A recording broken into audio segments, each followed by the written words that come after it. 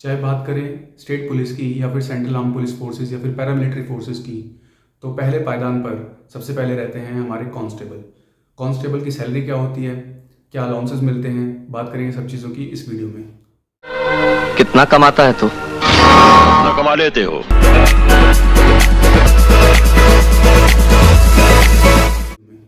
So hello everyone, I Ravi Verma welcome you all to my channel कितना कमाते हो में। तो आज हम बात करने वाले हैं हमारे फोर्सेस के बुनियादी ढांचे का जो बहुत ही इंपॉर्टेंट पार्ट है वो है कांस्टेबल्स। तो कांस्टेबल रैंक पर जब आप भर्ती होते हैं तो एक कांस्टेबल की क्या सैलरी होती है, क्या अलाउंसेस मिलते हैं, सब पर बात करेंगे।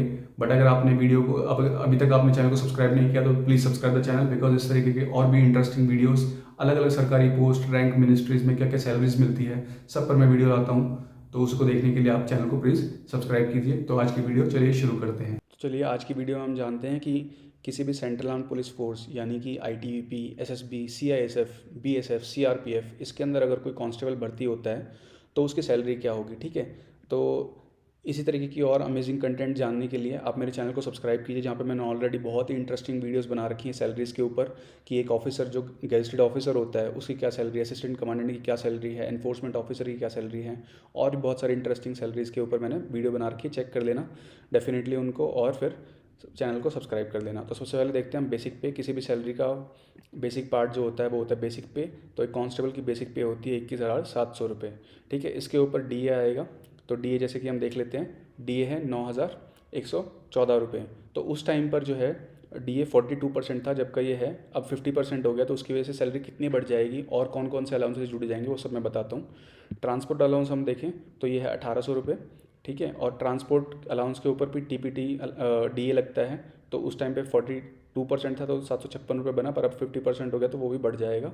इसके अलावा कांस्टेबल को एक राशन मनी अलाउंस भी मिलता है, यानी कि खाने के लिए जो है पैसे मिलते हैं, ये हैं 3,890 रुपये।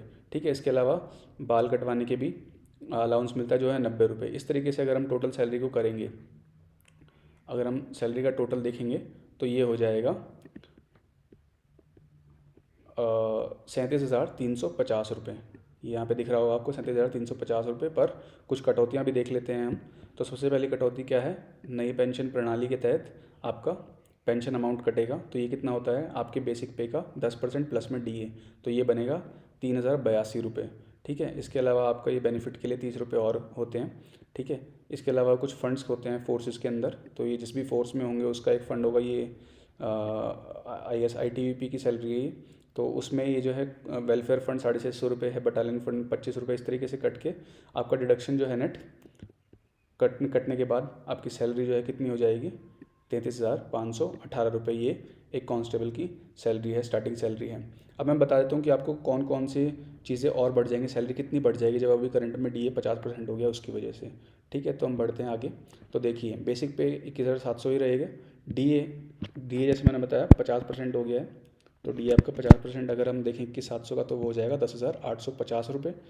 हाउस रेंट अलाउंस, मान लीजिए, मैं मान के चलता हूँ, अगर मान लीजिए कोई पोस्टिंग जो है इनकी, अगर मान लो एक्स सिटी में है, मतलब कि दिल्ली, मुंबई, चेन्नई ऐसी बड़ी जगहों में है, तो 30% आपको HRA मिलेगा अपने बेसिक का। अगर हम 21,700 रुपये का 30% निकालेंगे तो वो बनता है 6510 रुपये। ठीक है, इसके बाद हम बात करते हैं ट्रांसपोर्ट अलाउंस की, तो वो पड़ेगा 1,800 प्लस में डीए। तो 1,800 रुपये प्लस में अगर मैं इसमें डीए जोड़ूंगा तो ये हो जाएगा 2,700 रुपये। इसके बाद राशन मनी अलाउंस की बात करता हूँ तो ये 3,890 रुपये। ठीक है, ग्रॉस की बात करता हूँ अगर मैं, तो टोटल इनका मिला के हो जाएगा कितना, 45,650 रुपये। ये आपको दिख रहा है, ये ग्रॉस सैलरी, टोटल सैलरी, लेकिन इसमें कुछ डिडक्शन भी होंगे, कटौतियाँ भी होंगी।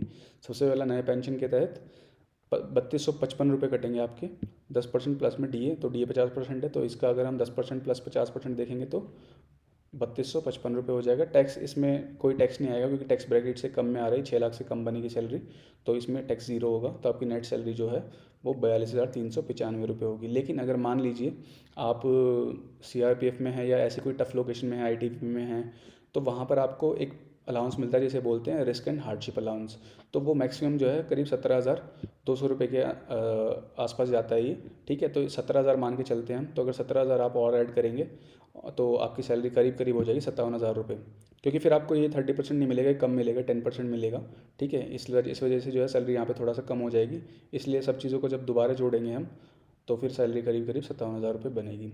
ठीक है, तो ये थी आज की वीडियो। अगर आपको वीडियो पसंद आई हो तो प्लीज़ चैनल को सब्सक्राइब करें और वीडियो को लाइक बटन पे प्रेस करें। अपने कमेंट्स बताएं कि आपको नेक्स्ट वीडियो जो है कौन सी पोस्ट पे, कौन सी मिनिस्ट्री पे चाहिए। डेफिनेटली मैं उस पर अगली वीडियो लेकर आऊँगा। मैं मिलता हूँ आपसे अगली वीडियो में।